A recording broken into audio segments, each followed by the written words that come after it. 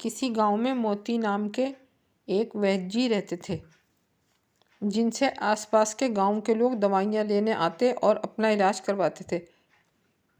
मतलब ये कि गांव के वो बहुत ही प्रसिद्ध डॉक्टर माने जाते थे। सभी उन्हें वैद्य जी कहकर पुकारते थे।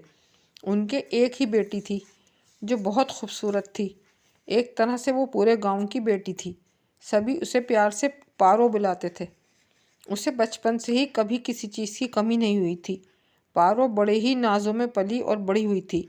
जब उसकी शादी पास के गांव के सरपंच के बेटे के साथ हुई तब पूरे गांव को दावत दी गई थी। सब कुछ बहुत ही बढ़िया हुआ था। लेकिन ये क्या, एक ही महीने बाद वो लड़की अपने पापा के पास आकर फूट फूट कर रो रही थी। सिसकियों की वजह से वो कुछ बोल नहीं पा रही थी। पापा जी के बहुत पूछने पर उसने बहुत देर बाद बोलना शुरू किया और वो बोली, पापा जी मैं उस घर में फिर कभी नहीं जाऊंगी, मैं आपके पास ही रहूंगी। ऐसा कहकर वो फिर ज़ोर ज़ोर से रोने लगी। उसके पापा समझदार थे। उन्होंने अपनी बेटी के सिर पर हाथ फेरते हुए कहा, बेटा तुम आराम करो, हम बाद में बात करेंगे। और बेटी की माँ को इशारा किया कि वे उसे कुछ खिलाओ पिलाओ, फिर बात करेंगे। शाम को बाप ने बेटी से पूछा, अब बताओ क्या हुआ, तुम क्यों नहीं जाना चाहती ससुराल। तब बेटी ने बताया, पापा मेरी सास मेरी दुश्मन है।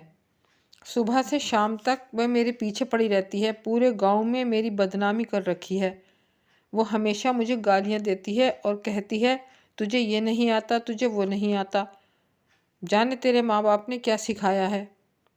वो अनपढ़ बुढ़िया मुझे सिखाना चाहती है। और तो और पापा जी, घर के सारे लोग उसका ही कहना मानते हैं। पापा जी मैं साफ कह देती हूँ, उस घर में या तो वह बुढ़िया रहेगी या मैं उसके साथ में एक पल भी नहीं रहना चाहती। तब बाप ने गुस्से से बेटी से कहा, हमने तुम्हें यही सिखाया है कि बड़ों से बदतमीज़ी करो।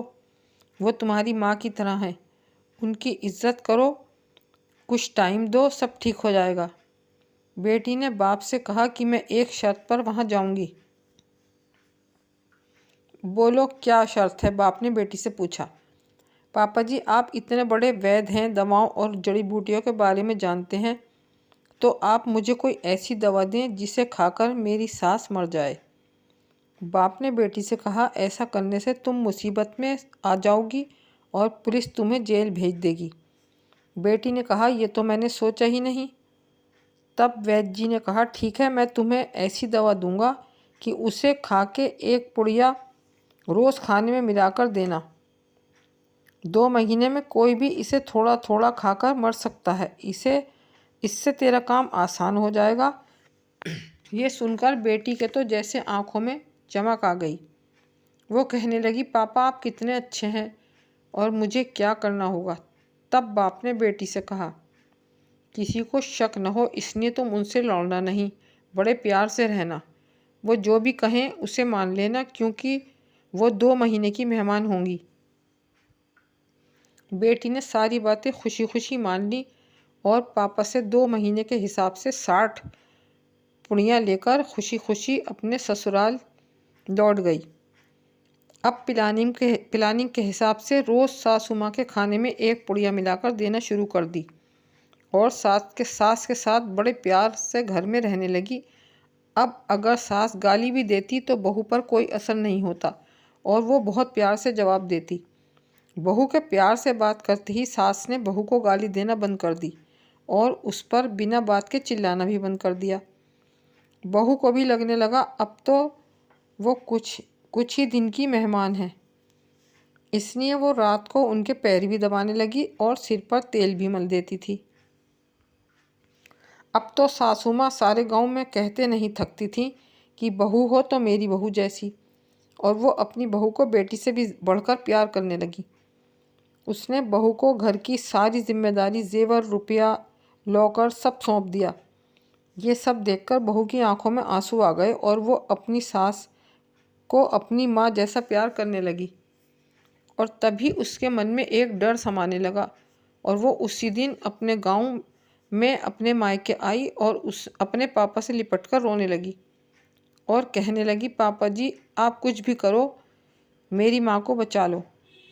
बाप ने कहा, तुम्हारी माँ तो ठीक है, वो अंदर सो रही है। तब बेटी ने कहा, मैं सासू माँ की बात कर रही हूँ। पापा, आपने जो पुड़िया जहर दिया था उसे खाते हुए 1 महीने से ज़्यादा हो गया। 15 दिन बाद वो मर जाएंगी। मुझसे बहुत बड़ा गुनाह हो गया है। मैं अब उन्हें मारना नहीं चाहती। आप कुछ ऐसी दवा दीजिए जिससे जहर का असर ख़त्म हो जाए। वो रोए जा रही थी और उसके पापा ज़ोर ज़ोर से हंस रहे थे। वो बोले, बेटी तू फिक्र मत कर, उन्हें कुछ नहीं होगा। मैं जानता था कि तू दिल की अच्छी है, बहुत अच्छी है। तू किसी को मार नहीं सकती। मैंने जो पुड़ियाँ तुझे दी थीं वो तो काला नमक और ज़ीरे का पाउडर था, जो उनको नुकसान नहीं करता, उनके हाजमे के लिए फ़ायदेमंद था। देखो बेटा, ये दुनिया ऐसी ही है। हम जैसा इस दुनिया को देते हैं वैसा ही पाते हैं। अगर हम दूसरों को नफ़रत देंगे तो नफ़रत ही पाएंगे, और अगर हम लोगों को प्यार देंगे तो वापस प्यार ही मिलेगा। बेटी बाप की नसीहत भरी बातों को सुन रही थी और बाप की समझदारी भरी बातों से उसके आंसू बह रहे थे, लेकिन ये आंसू खुशी के आंसू